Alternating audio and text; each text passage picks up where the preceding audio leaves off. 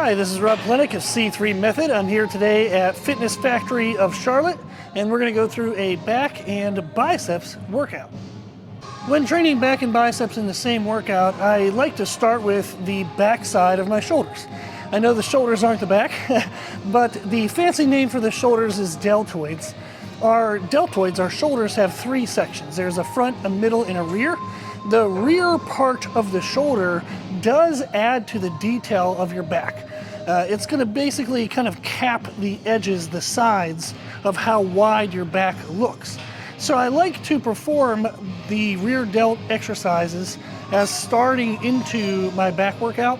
It helps to build that portion, which does contribute to the aesthetics of your back, but it also helps warm up the shoulders. So you're going to kind of kill two birds with one stone, is you're getting an aesthetic benefit to the target area of the day, but you're also warming up everything. So then when you go into your next movements, they can be heavy and aggressive. You can get right into the meat and potatoes, so to speak, of the workout. For the exercise I'm doing today is a common one, so if you watch my videos, you're going to see this a lot. So if it gets boring, I apologize. But I'm using a wrist cuff. You can get this really cheap on Amazon. I just take one with me all the time when I go to the gym. Sometimes the gym might not have it, but then if they do, a ton of people have sweated into this thing, and there's a foam inside, so I don't really want to share that sweat. I like to have my own sweat. So I buy this, again, like really cheap. You can get it from under 20 bucks. And then what I do is I set it to where if I make a fist, the cuff is kind of tight to my hand in that fist. So then I can slide my hand in and out pretty easy as I would switch side to side. I'm going to put it on the back side of my wrist, right where the wrist would bend. I'm going to hook into a cable. You usually start relatively light to kind of warm up. And this is basically what the motion looks like, is I'm leaving a little bit of a bend in my elbow, and I'm pulling, thinking of pulling from the back side of my shoulder to try to pull that cable nice and wide. I'm not trying to pull the cable behind me. That would kind of look like this, and it would mimic more of a row. I want to think of it as like a sweep, like I'm trying to draw a circle around my body. That would be the motion we look for, so that way we can isolate the back side of the shoulder and not include the middle back muscles. I usually do like 1-2 sets, somewhere around 20 reps with lighter weight, get some blood flowing into the muscle, and then I'll get progressively heavier into my working sets. For my working sets, I usually do somewhere between 6 to 14 reps. It's a pretty big range. On days the shoulder's feeling good and I'm feeling aggressive, I'll go heavier, like 6 to 10. On days where maybe things are a little bit slow to recover, maybe I have to work out a little bit sooner than I planned to in my workout rotations, I might do a little bit of the higher rep range, more that 10 to 14. So I'll get some warm-ups in, and then I'll show you a working set. Made it through the warm-up sets, so now we'll catch a working set so you can see what the intensity looks like. What I'm trying to make sure I do is not to rotate through my hips in order to move the cable. I want my body to be nice and stable and really let that back side of the shoulder muscle just fail. My goal isn't to complete the reps, my goal is to fatigue that muscle. So I want to make sure I don't cheat to finish a rep.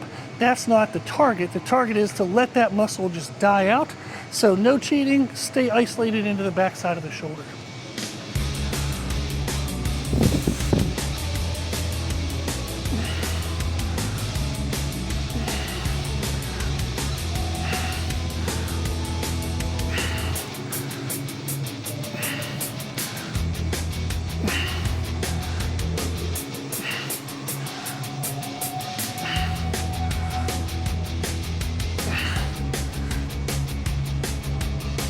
Oof. Okay, so I think I got 9 good ones and kind of 2 partials.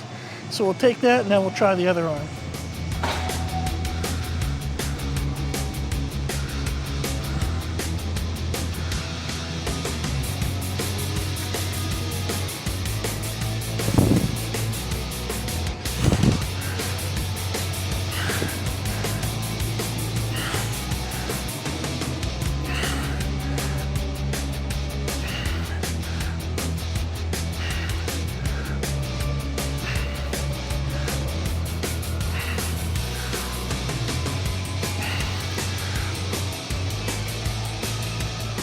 Whew. Okay, so about the same 9 plus 2 partials. And then you'll see a little extra tip was with my non-working arm, I tend to touch my torso. And for me, that gives me a little bit extra sensation as to whether my body's rotating. So if I'm touching this, I can kind of feel if any rotation's happening. So that's just a nice little cue that you can use if you'd like to. I finished up the reverse flies, so now I'm moving into the next movement, which will be our first main back movement. I break the back into basically 3 sections. 1 is a pull-up or pull-down, a vertical movement. 2 is a row, which is a horizontal movement. And then the 3rd is really pretty much just anything. Anything I want to target that's a weakness. So I can repeat a pull-up or pull-down, I can repeat a row. Maybe I want to do shrugs to work on my traps. You can add really anything that would be personal to you in that 3rd position. And you could argue that that might be first, whatever you want to do. But those are the 3 sections I think of. For today's vertical movement, my pull-up or pull-down, I'm here on this hammer strength machine, and you'll see me doing an underhand grip pull-down.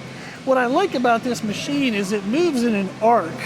So you have like the extension of your lat at the top, and then as you're driving your elbow down and kind of diagonally back towards your hip, it really gets a full contraction on that lat. When I have the time and the opportunity to do so, I do like to do my back movements unilateral, one arm then the other. I find that that gives me a better mind-muscle connection because I'm thinking of less things happening at one time. So I like that, and it fits into relatively pretty well schedule-wise. Is if I'm going to do 2 arms and then take like a 2-minute rest, I might as well just do one arm, and then maybe a minute and a half rest. So it's not too much of an extra time extension, and it improves the quality. It's also a great way to work on any imbalances. So if you have growth imbalances or strength imbalances, performing the movements unilaterally can help you kind of solve those issues or kind of balance the imbalances out a little bit better. Enough of me yapping. Let's get into the first set here. I think this is still a warm-up weight. I guess we'll find out, so you might see me get humbled pretty quickly. But what I'm looking for is 6 to 10 reps. I'm gonna have a good squeeze in the first couple reps and then kind of rhythm reps to finish out the set.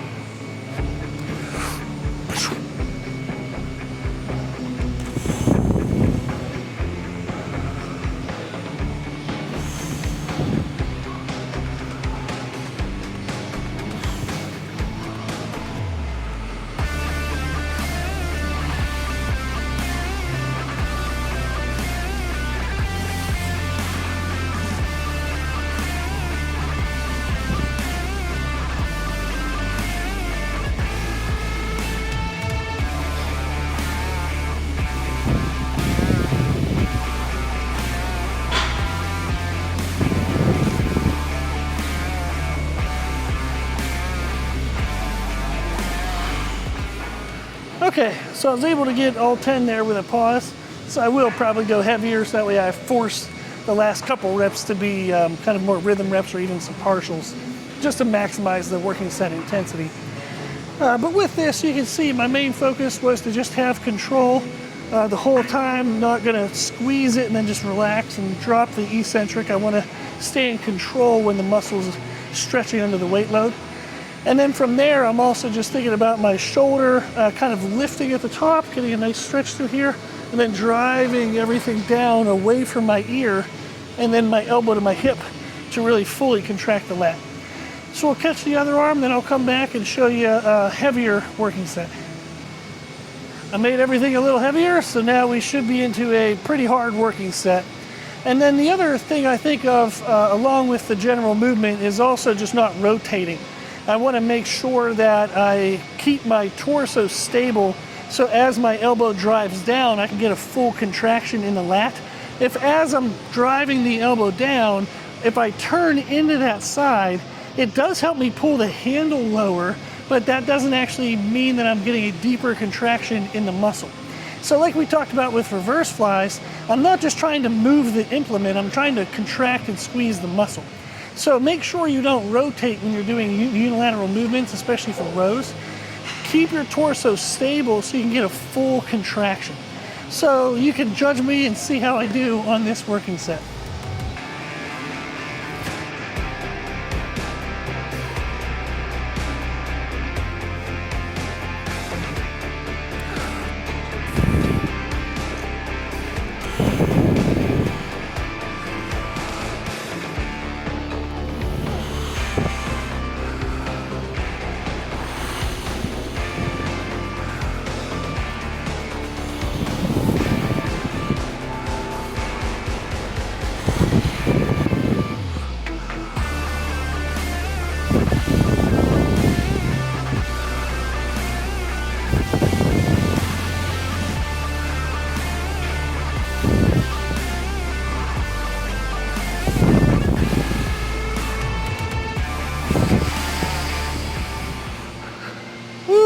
Okay, that went pretty good.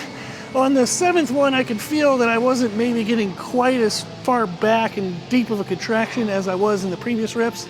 So then you saw on the 8th, 9th, and 10th, I kind of dropped that pause and just tried to keep that momentum going, in the sense of, as I was pulling down, I finished the contraction and then went right into a controlled eccentric. So it wasn't momentum in that I fired the muscle and then just guided the machine to the bottom and guided it to the top. I was under control the whole time, but the momentum in the sense of not breaking the movement down with a pause. So just flex up, but not a hold. So I do like to get the holds in the first couple reps, so that way I can make sure that the muscle that's holding the weight is the muscle I actually want to be training. So it's a great way to get the feeling of what's moving the weight. And then once you do a couple pauses and you know that you're locked in on the right muscle, you can then move into those rhythm reps if you just want to kind of push the intensity a little bit further.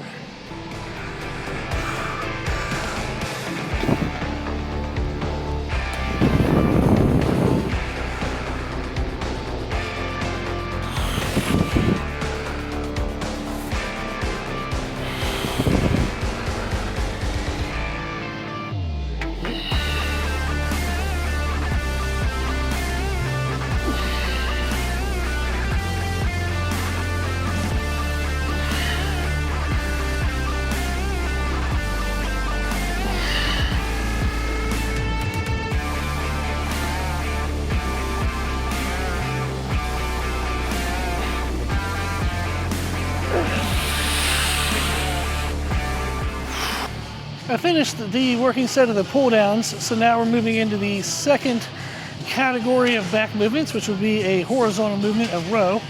I'm using this machine. If you've watched the most recent training video, you'll see I'm repeating this. It worked really well, so I want to get another stimulus at it. When I'm repeating movements, my first progression goal is just to feel as though I'm performing the movement better. So technique, I want to make sure that my technique is always the best it can be. And if and when repeating a movement, I can improve my technique, even if that requires that I reduce weight load, I'll always prioritize that first. So I always want to be feeling what target muscle is working and if I'm feeling it to the maximum amount. The second progression I usually aim for is weight load if I can. The third would be adding reps of the same weight if I can't progress the weight. And then the fourth, if I needed a fourth option, I might play with shortening the rest times, but still trying the same weight load, maybe the same reps, or maybe I'll add an intensity technique like a drop set, rest pause, cluster sets, other variations of techniques. In some way, every time I'm repeating a movement, I'm just trying to do it better than I did it before. So I'll show you a working set on this. I'll be looking for the same thing, as I want to get paused contractions. And then if I need to, I'll add some intensity by doing some of those rhythm reps. And then again, also no rotation. So we'll see how well I do at those technique cues.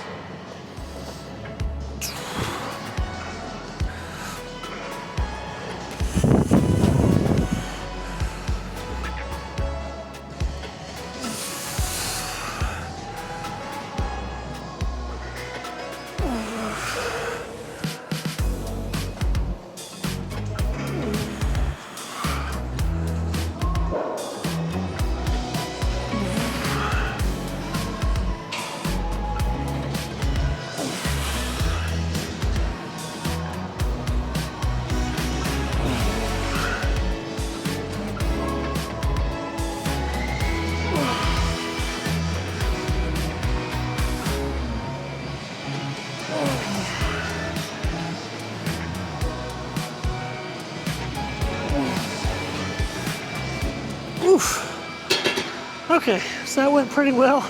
I'll catch the other side, and then I might add a little bit of weight to see if I can force some of those rhythm reps in. But overall, that was a pretty good set. I added some weight, so now we can see if this will be a good set that gets some of those pause reps, but forces some of those rhythm reps as well.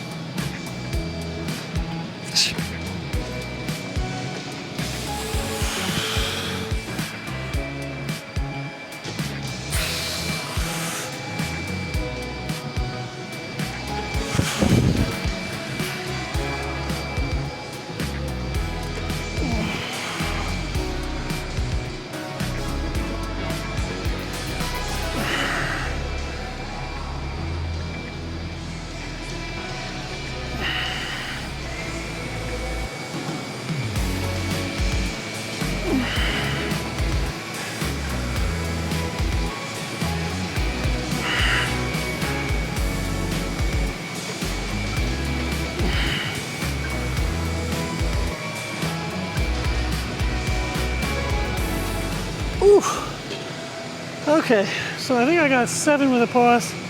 The 8th I tried to pause, but it didn't really happen, so we'll call that a rhythm rep. And then 9th and 10th, again, getting a good contraction, but immediately going into a controlled eccentric. I finished up the one arm rows, so now I'm going to move into the third major back movement, which would be kind of a catch-all. You can target anything that you think is a weak point on your physique. You can do kind of like a double up on the vertical movements, the pull up and pull downs. You can double up on the row. You can add in some shrugs.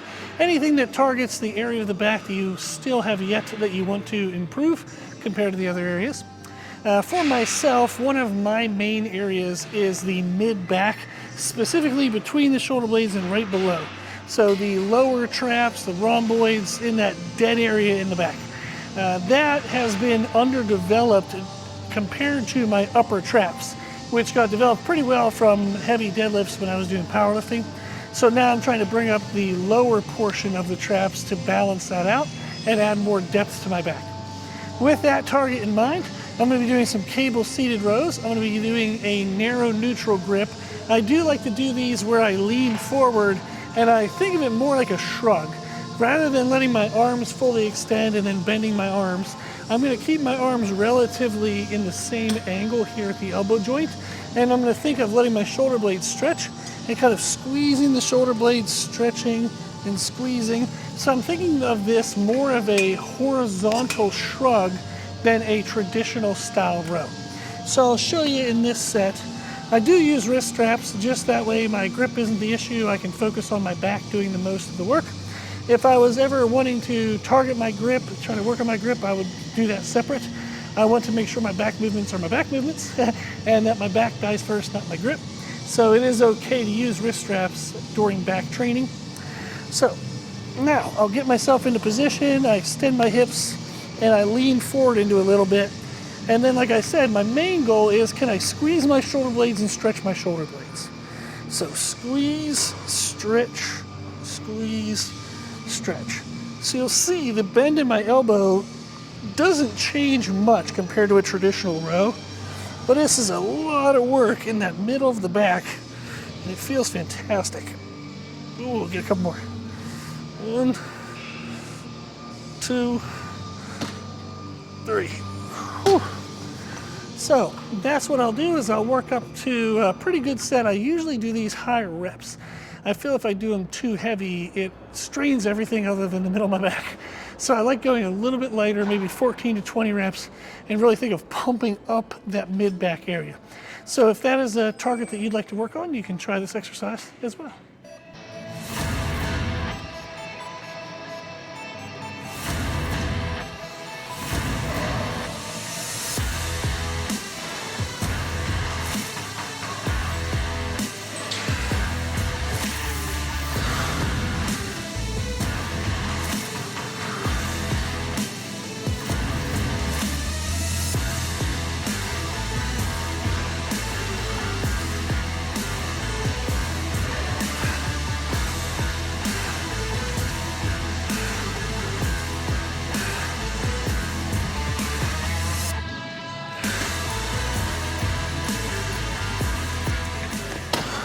We finished up the back portion of the workout, so now we're going to move into biceps.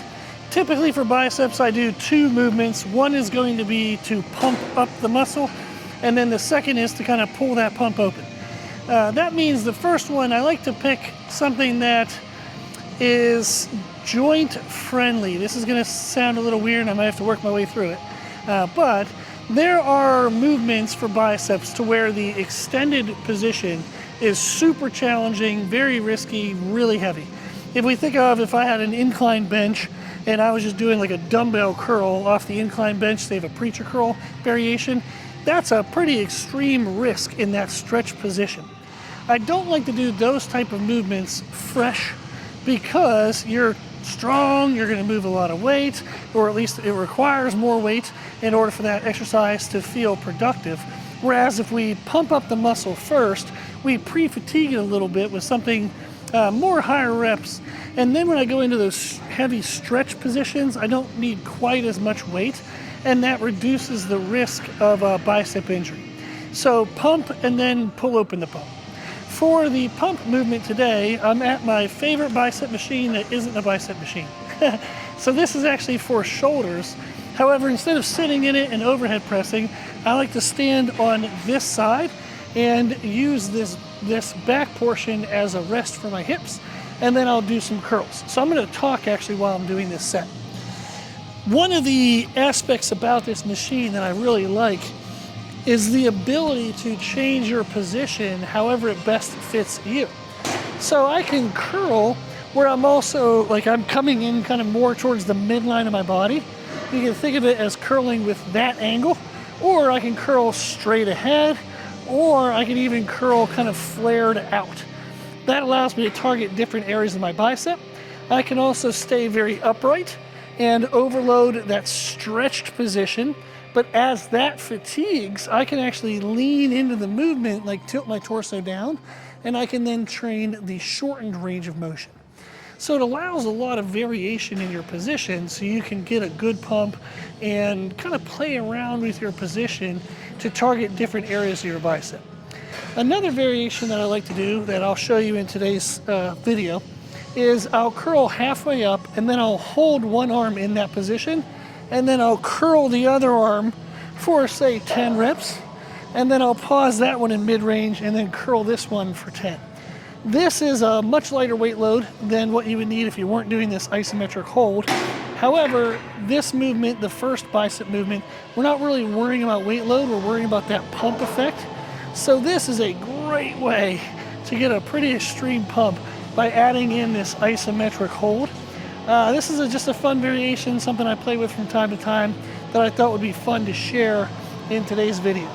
So I'm gonna finish out this set, and then I'll select a little bit of a heavier set and end up doing the same thing. And then we'll move into the pull open the pump movement. Ooh, this is already burning. Oof. Let me crank out a couple extra here together. So that's the idea here, is just playing around with our position and just really pumping up that muscle. Even these short ranges, just push, push, push, push, push that pump. Oof. Okay. I'll get a couple more sets of that, and then we'll go into the heavier bicep movement. I finished up the pump work on the cable machine, so now we're gonna do just some free weight easy bar curls to pull open that pump. With these, I thought it'd be a good example of something to show technique-wise, because I do often see these performed incorrectly. One of the common things you'll see is people just swinging their hips into it, so their body moves a lot in order to kind of protect that bottom portion. You'll see it, they'll kind of drop to the bottom, let it hit their hips, and then they throw it forward and up with their hips. So we want to get rid of that. We want to keep the body nice and stable. And then at the top, we want to come to the top where we can feel a good squeeze, but we want to keep our elbows back from the bar. So I don't want to curl to the top so much so that my elbow starts to come underneath the bar. When we get to that position, there's actually no more resistance pulling away from us, which activates the bicep. So we want to keep the bar in front of the elbow joint. So I'll do a set here so you can see what a working set for me would look like. The idea again is just stay nice and slow and controlled, keep the body stable, and keep the bar in front of the elbow joint.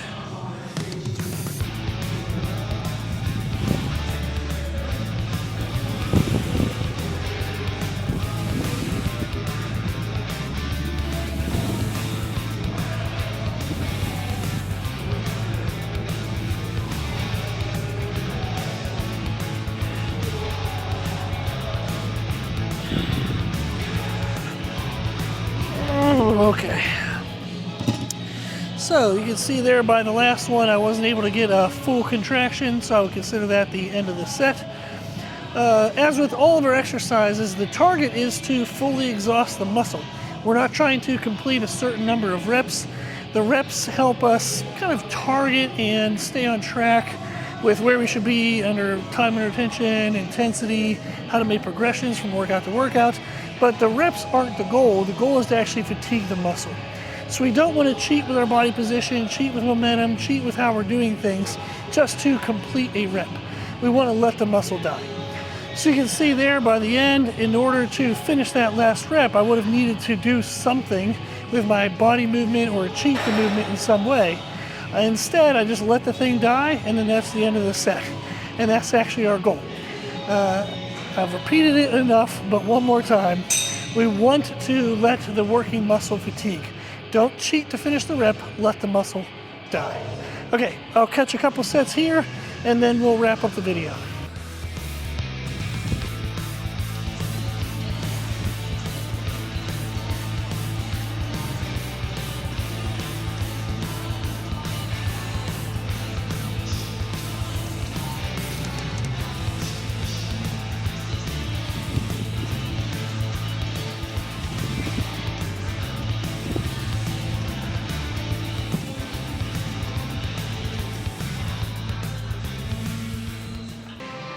So that completes the workout. That was back and biceps. We do something for the rear delts. Then we have 3 main back movements.